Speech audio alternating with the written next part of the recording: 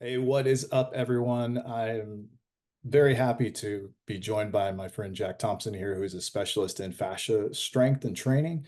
I thought it was going to be a really interesting topic, and to be honest, it's kind of a deep topic, so we may go off on a couple of tangents here and there, but it is a pretty amazing thing to see what can happen when you stop thinking just muscle and start thinking this more holistic way of fascial strength and fascial power. So it's pretty cool.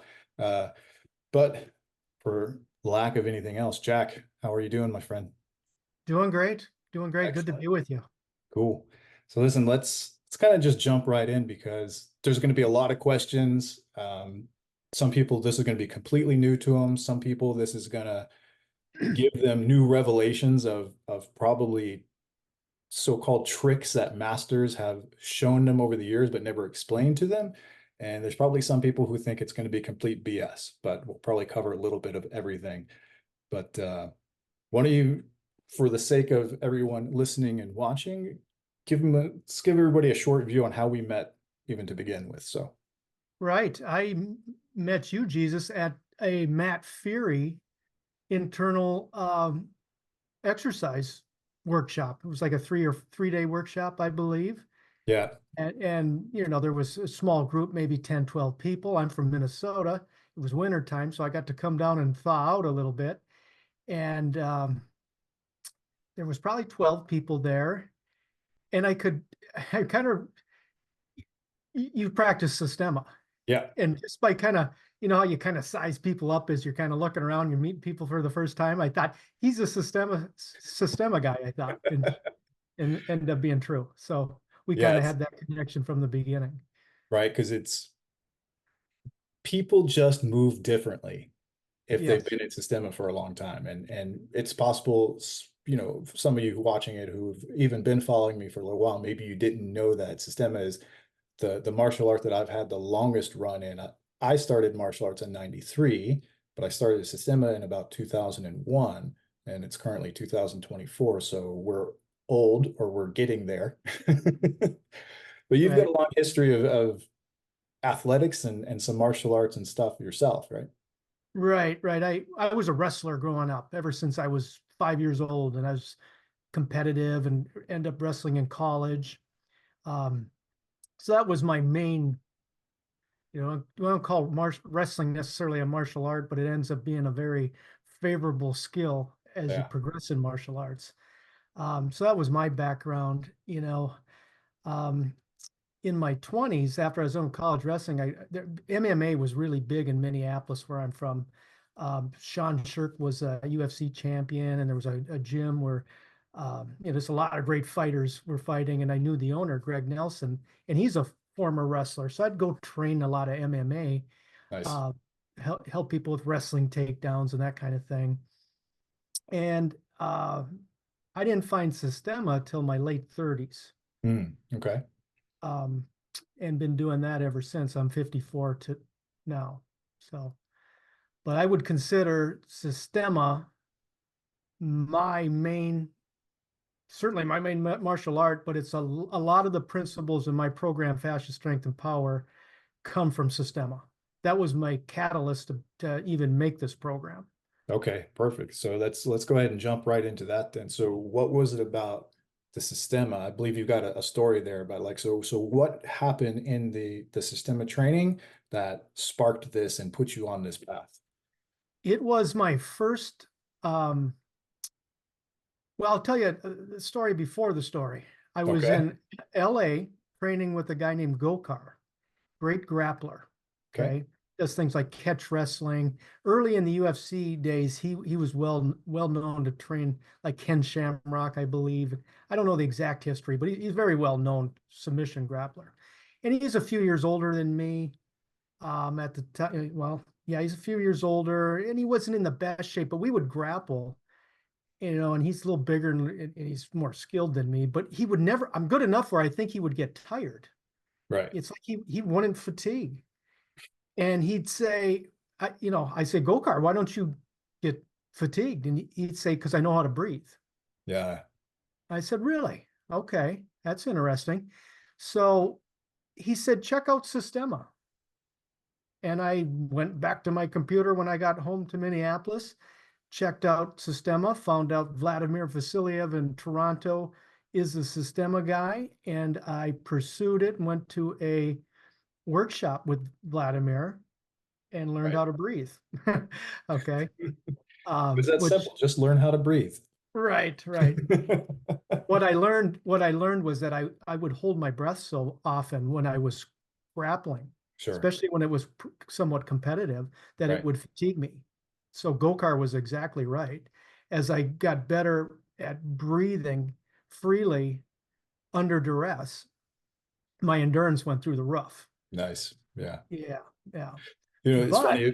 Go ahead.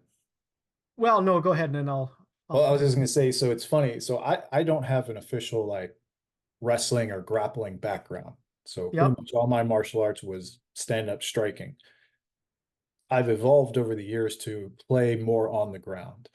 And yep, my wife always enjoys telling a story when she years ago she was watching me do some groundwork with like three other people. And it yeah, was here in Florida, outside on my patio. I was wearing a long sleeve shirt. It was already like, I don't think it wasn't summer, but it might have been spring or fall, which it's, if you know Florida, it's still usually pretty warm, right? 60s would be a cold front.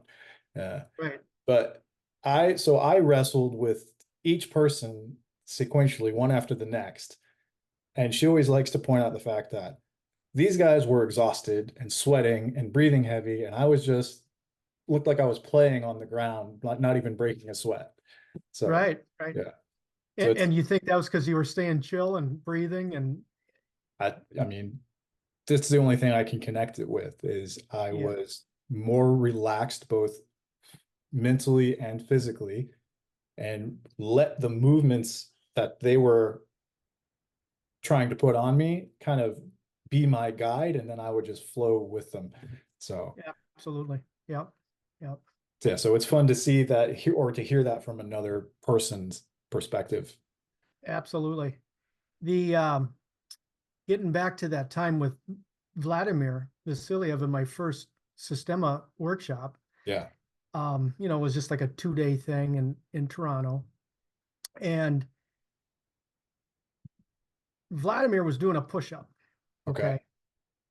And just a typical push-up where you're down. And he was doing it on his wasn't typical, but I said, okay, push-up. Let's see what this is about. My Right. first day, right?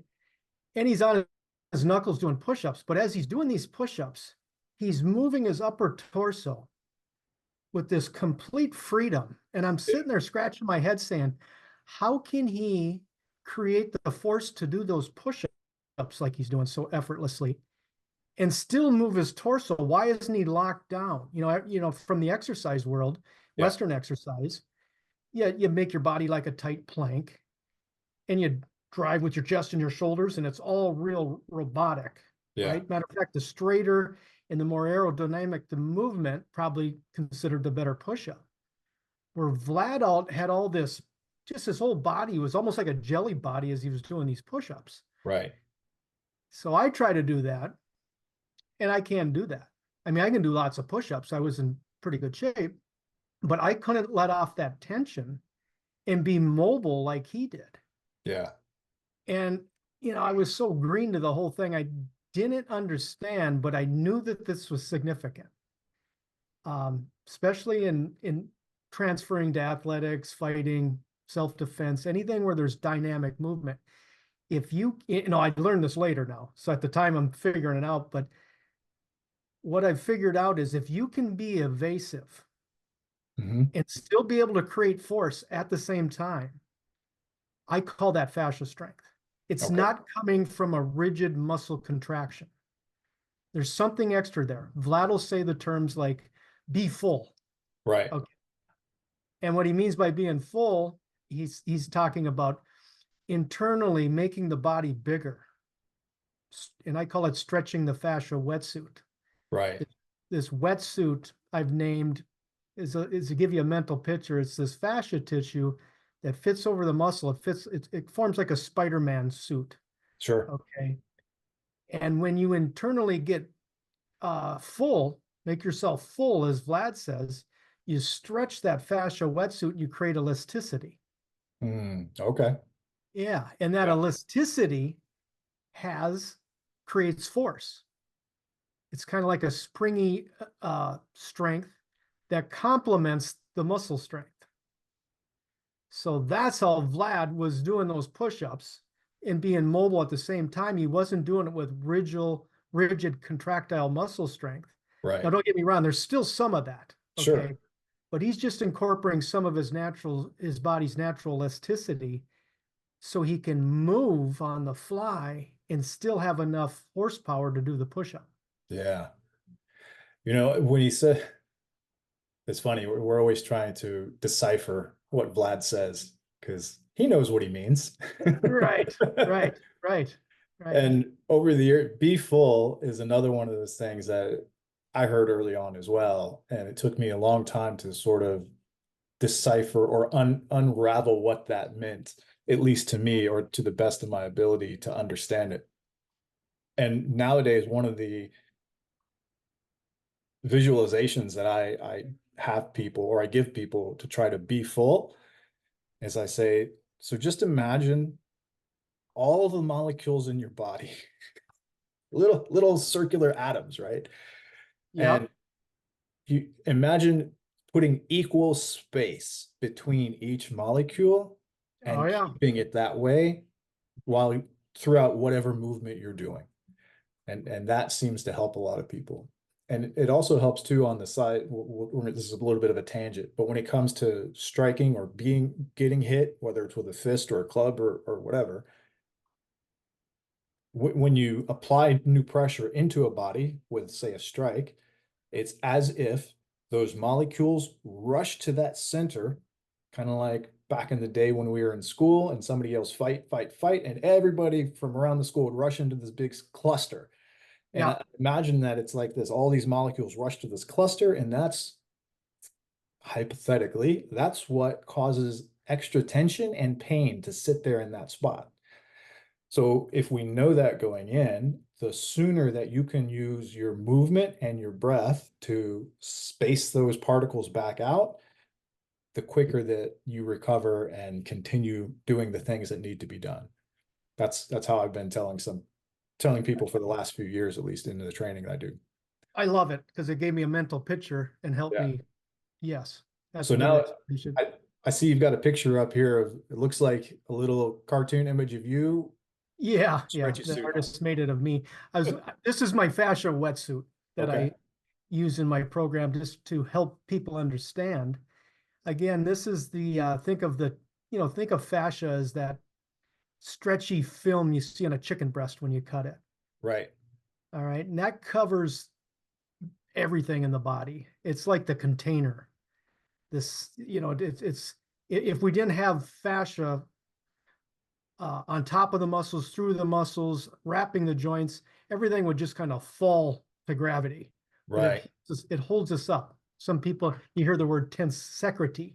Yeah. Tensegrity. Yeah, Yep. absolutely. And that's just a structural system that holds our body up. Okay. Right. Uh, the fascia wetsuit that you're seeing on the image, that's my guide just to explain to people, to give them a mental picture that this suit fits over the muscles. Okay. Now it goes through the muscles, and I'm not going to get scientific on it. I want you just to get a mental picture that this suit fits on top of the muscles. Right. If you relax the muscles underneath the suit, but stretch the fascia wetsuit, and that takes some training. Okay, that's the training that I teach. You will stretch that fascia wetsuit and create that elasticity strength I'm talking about, the fascia strength that allows you to be strong and nimble, agile at the same time. Okay. Right. As you can see that you got the hands on the fascia wetsuit stretching, just symbolically, that's what we're trying to do. We're trying to stretch this fascia wetsuit.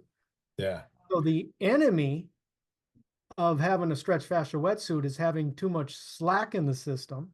Okay. So a lot of people, when they start Systema or other internal arts, everyone's saying relax, Yep. relax. And everyone goes not everyone, but most people go too far overboard and they have all the slack in their system and they're wet noodling it. Right. So that's too much. So slack is an enemy of fascia strength. The other enemy is when the muscles underneath the fascia wetsuit you're trying to stretch are full of tension. Hmm. That blocks the elasticity. Once you go into contractile muscle strength, your fascia strength's out the door. You're locked in your own straitjacket of muscle tension. Right on. Yeah, So, so go ahead. so I don't know how long it takes to explain this, but so what are some of the benefits of sort of moving away from just contractile muscles and starting to even learn this part? Like, why would somebody want to learn this piece of it? Right, Why would what are they getting out of learning how to use the fascial wetsuit to help right, express more power? right. So, and I'll go back to my first Systema. Sure. Okay. I'm trying learning to be full and I don't even know the term fascia strength and I'm figuring all this out. The things I was finding is that my old injuries that I had in my early 20s started, they didn't go away at once, but they started to improve. And I Okay. had some significant injuries that, that had been with me for 20 years. They just don't go away. Right. And sometime I would go train, let's say I'd go train hard sparring at a gym or something. I'd be sore for 3 days and I couldn't train for a week. Yeah. All right. Well, what this training did is it started reversing all that tension in my body. Okay. But it also made me stronger at the same time. So it was like I was healing my body and getting stronger. But it was a different strength. It wasn't, I can bench press more weight. Again, it's not muscle contractile strength. Right. Where I was feeling stronger was when I was sparring with guys or doing anything dynamic where there's dynamic movement where I got to be strong and elusive at the same time. Right. Yeah. Um, does We're that, still, yeah, no, that's good. And I was going to say, we're still looking at the image of the fascial wetsuit here on the screen. I don't know if you wanted to leave that up, but I did want to touch on, so you had told me that, and you just kind of mentioned it, that you had some injuries that you had incurred through the training and so on, but those are gone now, I believe you've told me. yeah, I have one that's still a little bit there, an old broken rib injury from college wrestling that Right. still bothers me once in a while, but that baby's 95% gone. I can train hard and not pay for it like I did in the old days, And you, so I believe I read recently in one of your emails or something, so you had, was it Igor? that's Igor. Yep. Igor, the nagging back pain or something that, Yeah, yeah. yeah. That was with me from ages 19 to, well, 45, you know. And through doing this it's not new at this point. You've been doing this fascial training for over 12 years. Does that sound right? I think is what I read. At least Right. over a decade now. Yeah, yep. And And that's how you got rid of that old pain, right? absolutely. And I say that with confidence because in a in my late 20s, 30s, I traveled a lot with a job that I had. Sure. And I would go to New York, LA, Chicago, big cities. And before I'd get there, I'd try to find a local expert to try to fix my body. Could be a trainer, it could be a chiropractor, orthopedic. I was open to any acupuncture, open to everything. Right. And nothing even phased old Igor or Wow. some of my other injuries. I mean, you get a little bit of temporary relief, but Systema, learning to breathe, relax, and move, and still be nimble and strong at the same time, which I took and named that fascia strength, but Right. I have to give justice to just Systema because Right. that's where it originally came from. Um, that it reversed a lot of I call it embedded tension in my body, that nothing seemed to purge other than just Systema movement, moving with relaxation, a lot of natural movement. Right. Uh, as my balance got so much better. Things like balance and agility, when you learn to move, I call it fascia driven rather than muscle driven, all the movements start to smooth out Right. and you have more agility. I call it cat-like agility. That makes sense. And just so people don't think that you're like a unique one-off unicorn thing, you've had similar results with your own personal training clients, isn't that right? Right, right. I throughout out of college, I was a physical education teacher and health teacher. I did that for 5 years, and I always trained people. Even when I got out of teaching and coaching, I used to be a high school wrestling coach.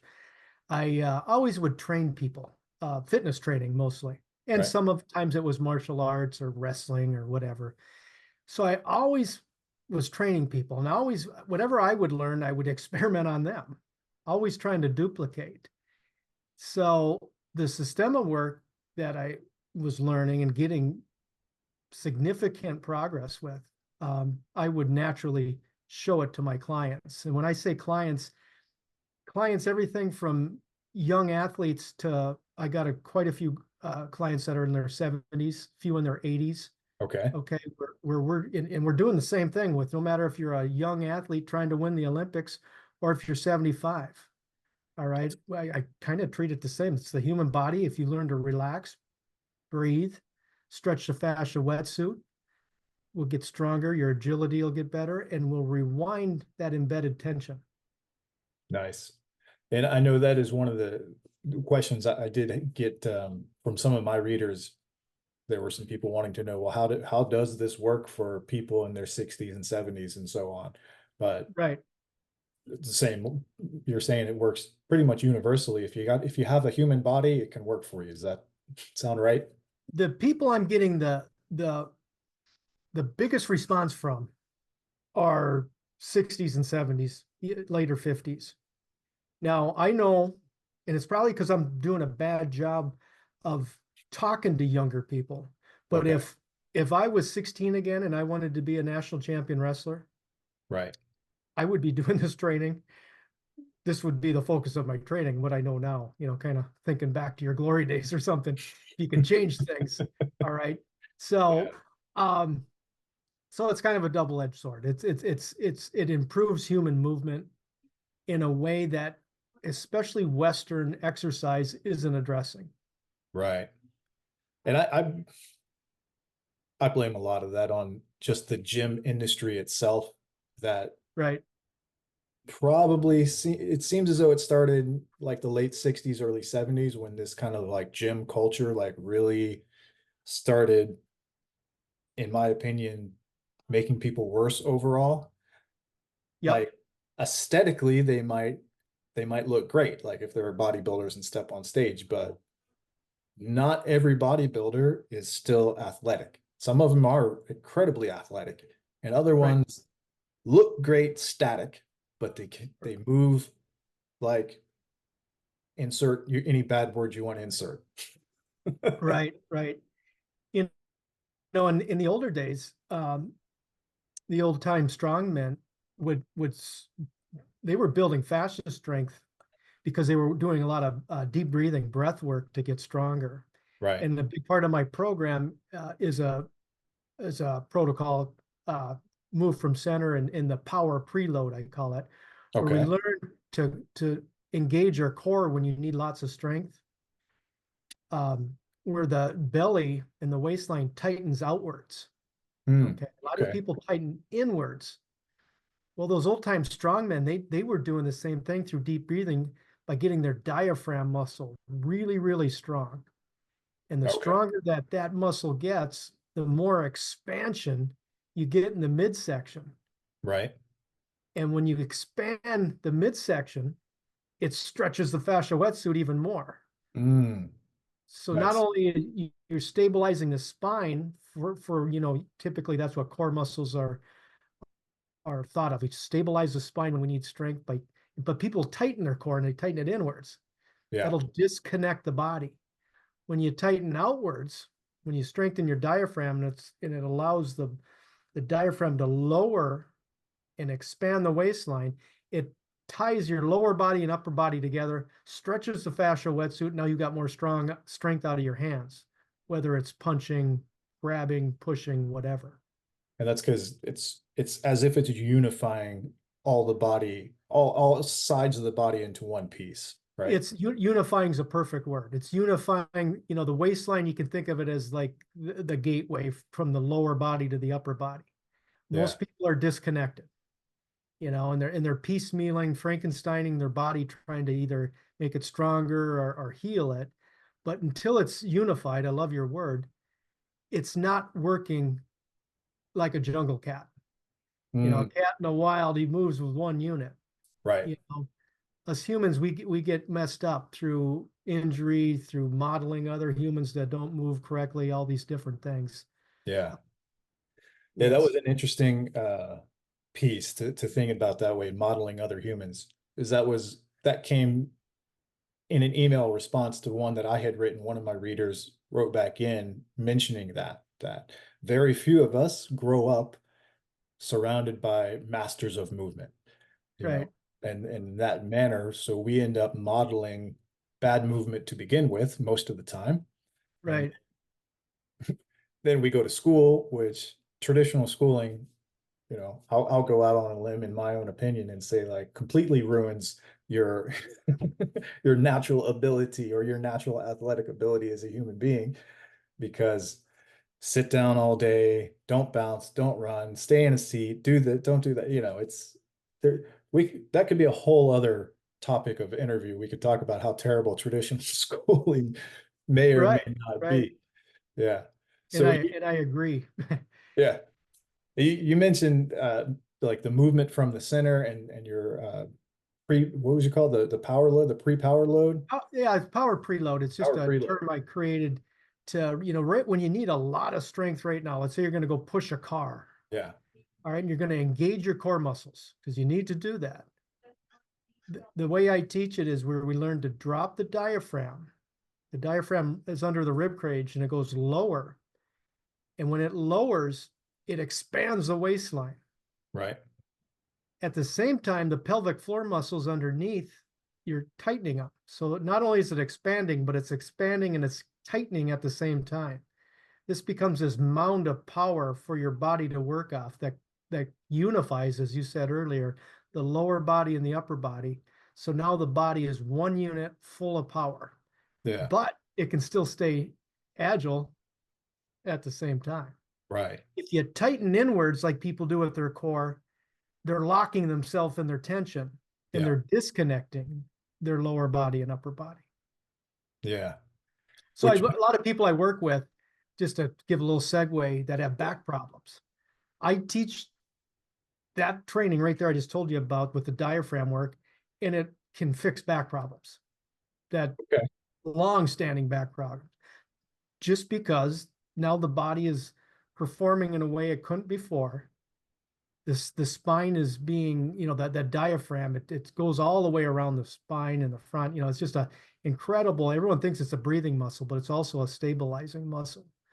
Right. So now does it make the athlete a lot more powerful, but it helps the guy in his 60s with back pain. Yeah. Yeah.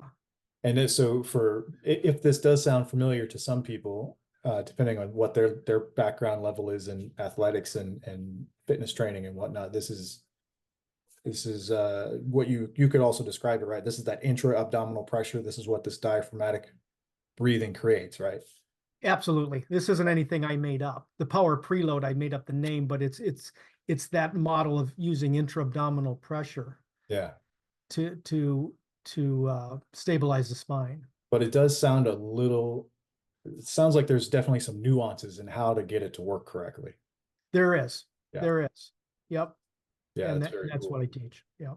I know, we talked earlier, you had mentioned that, you and I met through Matt Fury at one of his trainings.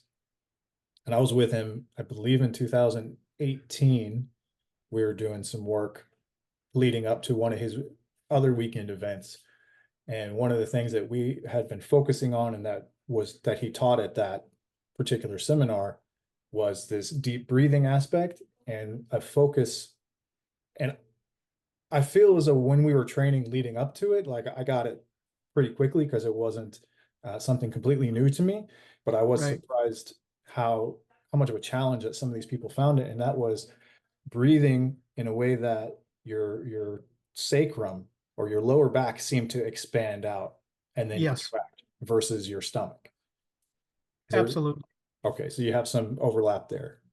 Absolutely. The first thing I do with people that when I work with them in person is see if their diaphragm, especially if they have back injury or that sort of thing, if they can expand their waistline on inhale.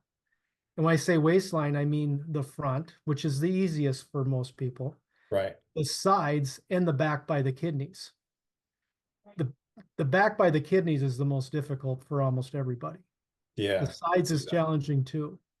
So when I have someone lying, a lot of times they're on a table when I do this, and if they have no expansion in the sides and their back, and they got a chronic back problem, I tell them I'm not a magic worker, but this is worth pursuing. It's worth trying, Right. you know, and oftentimes that is a huge corrective piece to help people out of pain.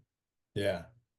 I know I've found that for myself. I've luckily not had too many back issues. A few years ago, I did have one side. There was such a contraction going on that just wasn't subsiding that I spent a couple weeks in quite a bit of pain. Yep. But once I finally got to somebody who was able to sort of relieve some of that tension, and then I was able to start breathing more fully and starting to move in a fuller capacity. Everything quickly subsided. So it was. Right. I tell people sometimes as well that the breathing, especially when they get accustomed to this deep diaphragmatic, full like 360-degree sphere-like breath, it's like using a pry bar from the inside of your body to open up stiff. Yes. Yep. Yeah, It would, people go to massage to work out the muscle spasm, let's say in their QLs or their lower back, and then they say they cannot now breathe better. yeah, You train this breathing, what ends up happening, you get like anything, you get better at it. Those right, muscles get developed, the internal muscles, the breathing muscles. right, And you have this now ability to, it's almost like being able to do internal massage on yourself. right. So you don't, you stop, in my case, I'd get a massage to loosen up things. I don't really need that anymore. Through movement and following fascia strength and power principles, it feels like when I exercise, I'm getting a massage. Yeah. Uh, that makes sense. And the the fascial strength and power, that's actually the name of your program that you have, isn't that right? Yes, Yeah, yes. cool. So we'll definitely, wherever you're watching this or listening to it in the future, we'll have a link to the program that you can check out as well. But I want to shift as well real quick. So if people, I mean, clearly not everybody's going to get let me say it this way.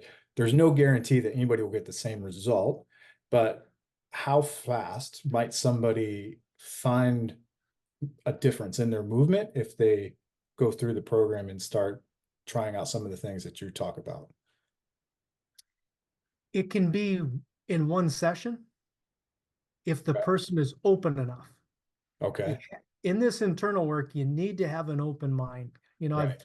trained many people over the years, and what I've found is the people that have an open mind and have a little persistency, they'll knock down a door fairly soon. Right.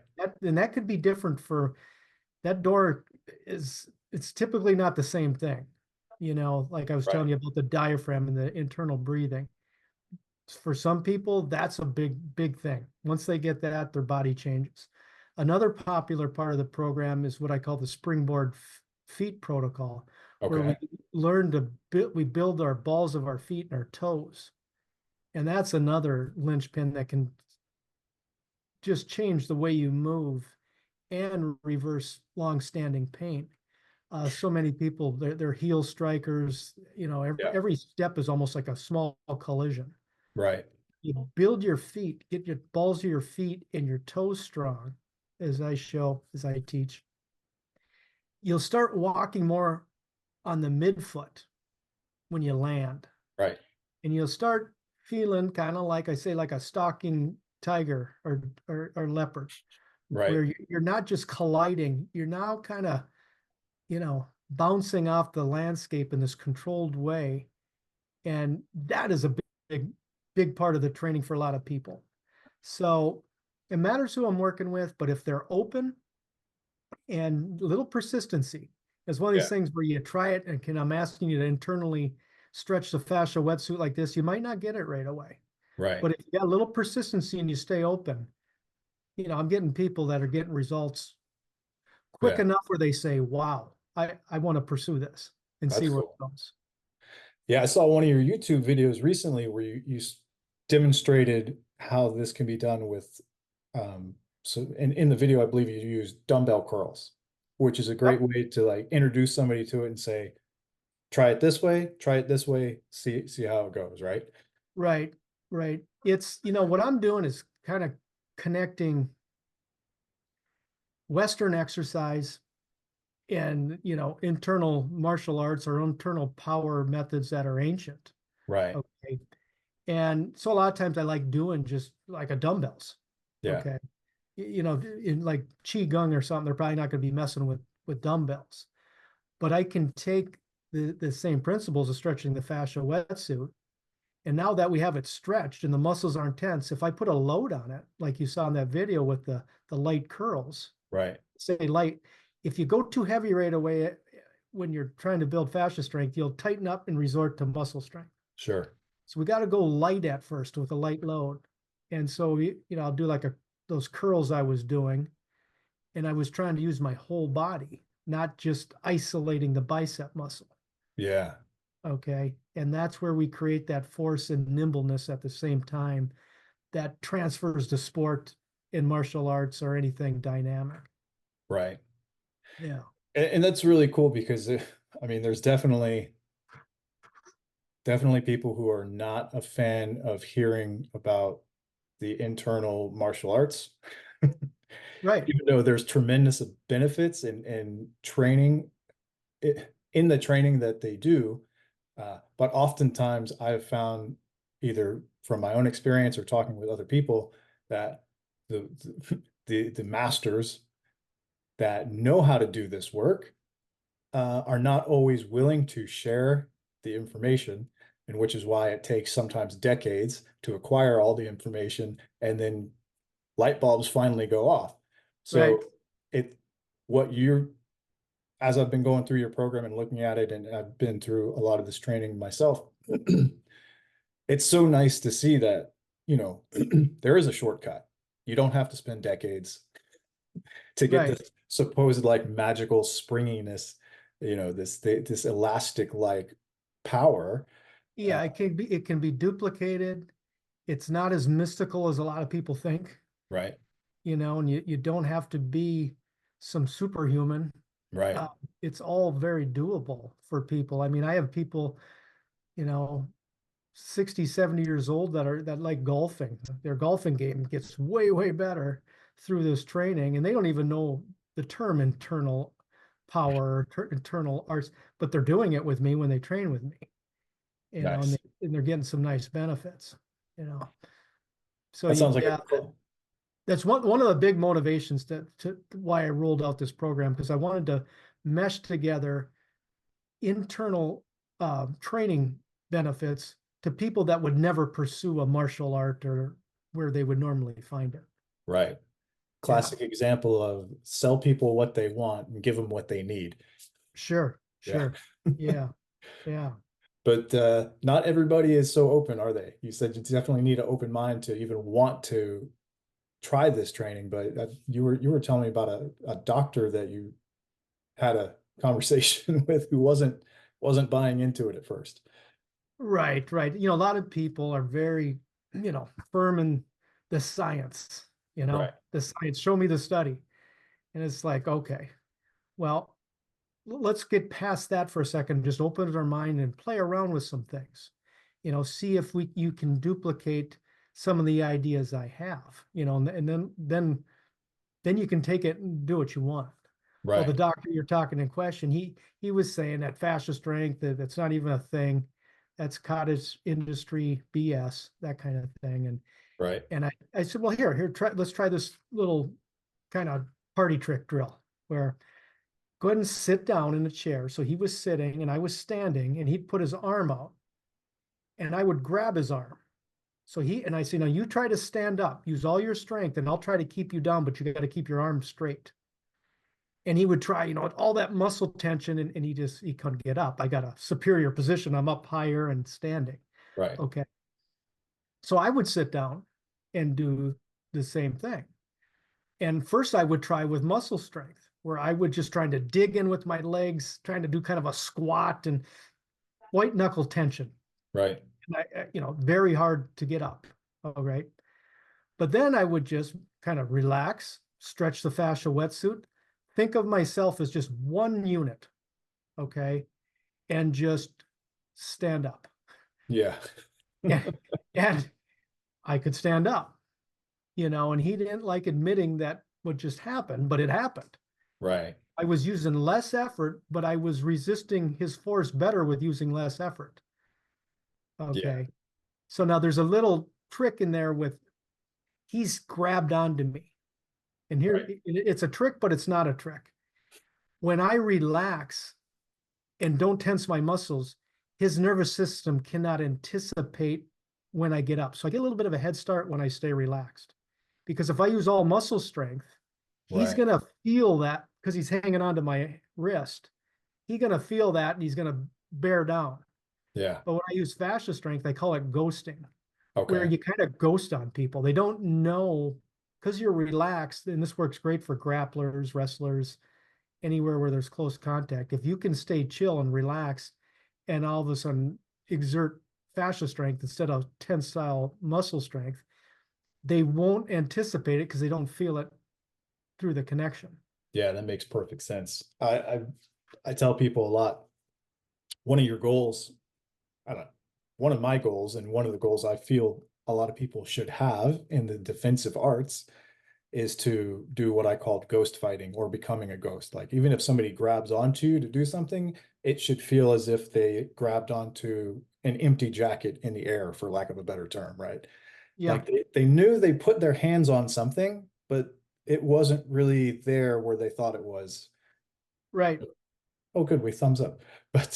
But by the time that their brain catches up with what's happened, you've already ended the situation. right, right. At least that's the plan. It's that evasiveness, Yeah, it's you know, in my world, Vladimir is the master of that. Vladimir right. Vasilyev, he has that ghosting ability. It's fantastic. Yeah, it's you can't really get a good grip on that guy unless you watch No, it. people watch YouTube videos, they think it's fake. Well, go check it out. It's one Yeah, of those things where you got to feel it to understand. yeah, yeah. That's a whole different category of stuff in and of itself. Right, right. Yeah. Well, it's super cool to see that you bring this out, to the public in the way that you're doing it, and that Thank you. it's not some sort of weird trickery because you've been doing it yourself. You've been, teaching clients on how to do it. You've got people that have, like you said, you've been 60, 70-year-old people who their golf game improved because now they can move differently. So being able to hand somebody essentially keys to unlock their own body's potential is it's awesome. I appreciate that you're doing that for everybody. Oh, it's fun for me. So Yeah. thank you. But I'll tell you, it's kind of my little mission in life to get this to as many people as I can because it helped me so much, and I see what it can do as we get older, and we still want to be able to protect ourselves if we had to. We still want to do the things we like doing with our bodies, whether it be ice skating, golfing, or martial arts, or whatever it is, Right. and I feel that this work allowed me to do it, and that's why I love getting it in people's hands. That's awesome. Yeah. Let me let me ask this here towards the end. Is there anything that I didn't ask you yet that maybe I should have asked you, or something else that you want the people to know about when it comes to this fascial training that we didn't cover? No, I think he did. You asked some great questions. The emphasis is if someone wants to dive in a little bit, you could check me out on YouTube and maybe try a few of the exercises. In the exercises, I'm always telling you how to stretch the fascia wetsuit, Right. and play with it. Be open-minded. And if you have that open mind, like I said earlier, and just a little bit of persistency, you'll get a little breakthrough. And then you'll say, oh, that's what that is. And it'll kind of hit you if you're old enough, like the old V8 moment where, Oh yeah. okay, that's what he's talking about. Right. So that's a good idea, is just stay open. And if you're interested, that's a good angle just to stick your toe in the water. Yeah. And as we said earlier, so we're going to drop a link along with this video. If you're watching on YouTube, it'll be in the description. If you got it through one of my emails, there'll be a link to it there. If it's a podcast, anyway, you'll be able to reach, get a hold of Jack's training program if you want through the link attached to the video. And of course, like you said, you can find him on YouTube. Go up there and follow. Was it just Jack Thompson, or is it anything particular on the channel? Jack Thompson Coaching. Jack At Thompson Jack Coaching. Thompson Coaching. Yeah. Right, on YouTube. So definitely follow him there and start interacting with him. And if you want more in-depth training, then check out his program for sure. And Jack, you and I are going to have to get together more often. I know Florida and Minnesota are a little bit apart, but maybe we just need to organize something so we can get together and test some of this out together, and maybe film a whole new program for the people or something. Would you like the vacation in Minnesota in February?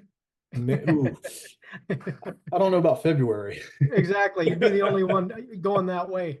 I'll come down this winter and see you. I Yeah. usually get down to Florida once or twice to thaw out. Okay.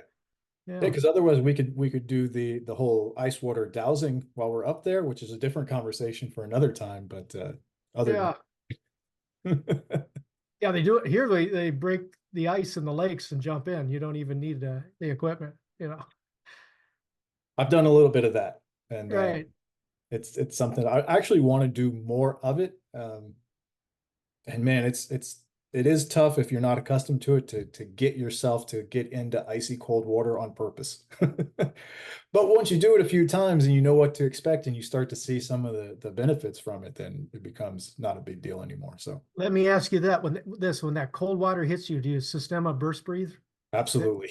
Yeah, that's a good time to use your burst breathing. Yeah. Yes.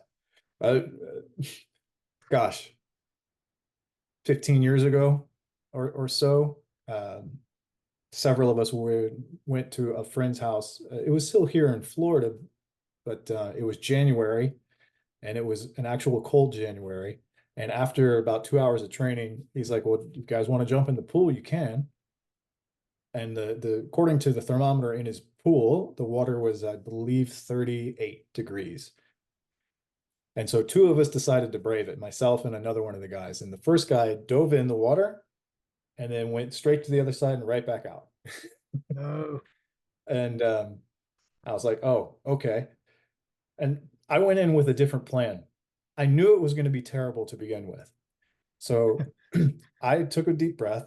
I jumped straight into the deep end of his pool, underwater, screamed as loud as I could while I was underwater, and then just popped up and had my head, from the chin up was out, and everything else in the freezing water, and just yeah. started the burst breathing to start to spread out and melt the tension that the cold water Yeah. was creating. And it really is a surprise that if you put yourself into that situation and you start with the burst breathing and then you slow the breathing down and get deeper and deeper with the breathing as you start to relax. I was able to sit in there for a minute to 2 minutes, uh, Yeah. just breathing and think, just like I was kind of blank stare straight ahead and just, Right. and Right. then somebody finally looked at their watch like, oh, you can get out now. Yeah, and I hopped out and I did like 10 push-ups, 10 10 push-ups and 10 squats, the slow Systema style. And my buddy tells a story. He's like, steam started to come off my back, so You're still talking about it. All they're still right. talking about it. Yeah. Yeah, that's great. You know what? It was actually crazy. That one buddy was telling that story. He used to teach graphic design in one of the local universities. And he was telling that story in a class.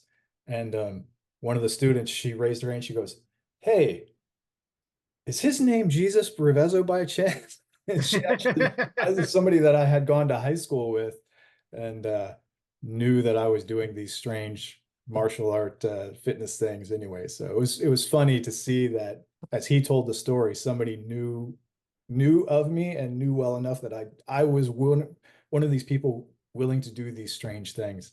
So Sure. yeah, Oh but yeah. that's good times. Oh yeah. It's Oh, better if oh, there's a sauna close by though. oh yeah. All kinds of them up here. All that kind of training's fun. It lets you test these skills you acquire, Yeah, mental, physical, bringing it all together. yeah, Yeah. absolutely.